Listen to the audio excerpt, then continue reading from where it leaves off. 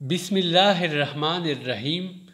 حافظ ابن کثیر اور حافظ ابن عساکر عبداللہ بن حذافہ رضی اللہ تعالی عنہ کا واقعہ بیان کرتے ہیں کہ آپ کو رومی کافروں نے قید کر لیا اور آپ نے بادشاہ کے پاس پہنچا دیا۔ بادشاہ نے آپ سے کہا کہ تم نصرانی بن جاؤ، میں تمہیں اپنے راج پاٹ میں شریک کر لیتا ہوں اور اپنی شہزادی کو تمہارے نکاح میں دیتا ہوں۔ عبداللہ بن حذافہ رضی اللہ تعالی عنہ نے جواب دیا کہ یہ تو کیا، اگر تو اپنی بادشاہت مجھے دے دے اور تمام عرب کا راج بھی مجھے دے دے اور یہ چاہے کہ میں ایک آنکھ جھپکنے کے برابر بھی اپنے دین محمد صلی اللہ علیہ وآلہ وسلم سے پھر جاؤں تو یہ بھی ناممکن ہے۔ بادشاہ نے کہا پھر تجھے قتل کر دوں گا۔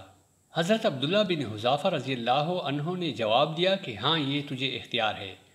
چنانچہ اسی وقت بادشاہ نے حکم دیا اور انہیں صلیب پر چڑھا دیا، اور تیر اندازوں نے قریب سے بحکم بادشاہ ان کے ہاتھ پاؤں اور جسم چھیدنا شروع کر دیا۔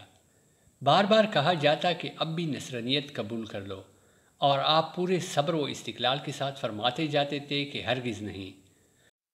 آخر بادشاہ نے حکم دیا کہ اسے سوئی سے اتار لو اور پیتل کی بنی ہوئی دیگ خوب تپا کر آگ بنا کر لاؤ۔ چنانچہ وہ پیش ہوئی۔ بادشاہ نے ایک اور مسلمان قیدی کی بابت حکم دیا کہ اسے اس میں ڈال دو۔ اسی وقت حضرت عبداللہ بن حذافہ رضی اللہ تعالی عنہ کی موجودگی میں آپ کے دیکھتے ہوئے اس مسلمان قیدی کو اس میں ڈال دیا گیا، اور وہ مسکین صحابی اس وقت چرمر ہو کر رہ گئے۔ گوشت پوست جل گیا اور ہڈیاں چمکنے لگی۔ پھر بادشاہ نے حضرت عبداللہ بن حذافہ رضی اللہ تعالی عنہ سے کہا کہ دیکھو، اب بھی وقت ہے، مان لو اور ہمارا مذہب قبول کر لو، ورنہ اسی آگ کی دیگ میں اسی طرح تمہیں بھی ڈال کر جلا دیا جائے گا۔ آپ نے پھر بھی اپنے ایمان جوش سے کام لے کر فرمایا کہ ناممکن ہے کہ میں اللہ کے دین کو چھوڑ دوں۔ اسی وقت بادشاہ نے حکم دیا کہ انہیں چرخی پر چڑھا کر اس میں ڈال دو۔ جب یہ اس آگ کی دیگ میں ڈالے جانے کے لیے چرخی پر اٹھائے گئے تو بادشاہ نے دیکھا کہ ان کی آنکھوں سے آنسو نکل رہے ہیں۔ اس وقت اس نے حکم دیا کہ رک جائیں، اور انہیں اپنے پاس بلا لیا، اس لیے کہ اب اسے امید بن گئی تھی کہ شاید اس عذاب کو دیکھ کر اس کے خیالات بدل گئے ہوں، میری مان لے گا اور میری مذہب قبول کر کے میری دمادی میں آ کر میری سلطنت کا ساجی بن جائے گا۔ لیکن بادشاہ کی یہ تمنا بے سود نکلی۔ حضرت عبداللہ بن حذافہ رضی اللہ تعالی عنہ نے فرمایا کہ میں صرف اس وجہ سے رویا تھا کہ آج ایک ہی جان ہے جسے اللہ کی راہ میں اس عذاب کے ساتھ قربان کر رہا ہوں۔ کاش میرے روئی روئی میں ایک ایک جان ہوتی، تو آج میں سب کی سب جانیں اللہ کی راہ میں ایک ایک کر کے فدا کر دیتا۔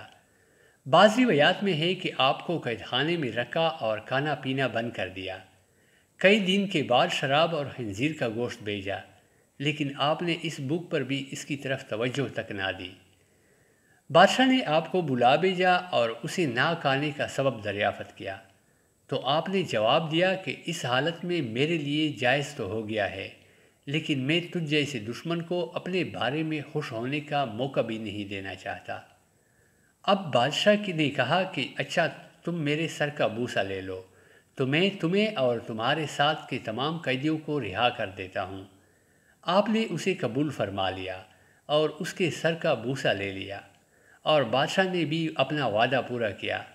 آپ کو اور آپ کے ساتھیوں کو چھوڑ دیا گیا۔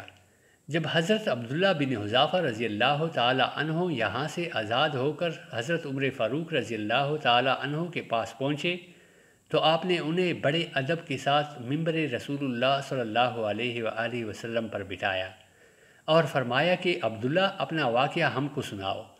چنانچہ جب آپ نے شروع کیا تو خلیفۃ المسلمین کی آنکھوں سے آنسو بہنے لگے، تو آپ نے فرمایا کہ ہر مسلمان پر حق ہے کہ عبداللہ بن حذافہ رضی اللہ تعالی عنہ کی پیشانی چومے، اور میں ابتدا کرتا ہوں۔ یہ فرما کر پہلے آپ نے اس کے سر کا بوسہ لیا اور پھر جمیع مسلمانوں نے۔ پیارے دوستو، اس واقعہ سے ہمیں سبق ملتا ہے کہ صحابہ کرام رضی اللہ تعالی عنہ نے کس طرح دین اسلام کی خاطر قربانیاں دی ہیں اور دین کو سر بلند رکھا ہے۔